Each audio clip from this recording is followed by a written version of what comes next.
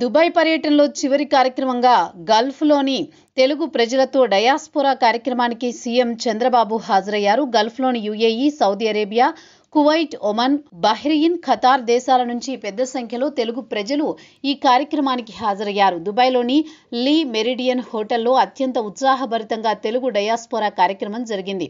ఈ కార్యక్రమంలో ముఖ్యమంత్రి చంద్రబాబు మాట్లాడుతూ ప్రపంచంలో తెలుగు జాతి నెంబర్ 1గా తయారవుతుందని అన్నారు.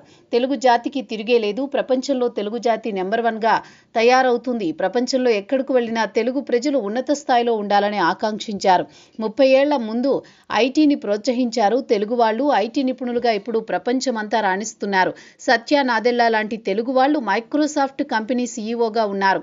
2024 ఎన్నికల్లో కూటమి కోసం ప్రవాసాంధ్రులంతా తప్పించి గెలిపించారు అని సీఎం చంద్రబాబు అన్నారు.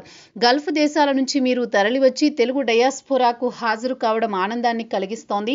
అబుదాబి, దుబాయ్ ఆయిల్ ఎకానమీ నుంచి పర్యాటకం, నాలెడ్జీ ఎకానమీ దిశగా నడుస్తున్నాయి.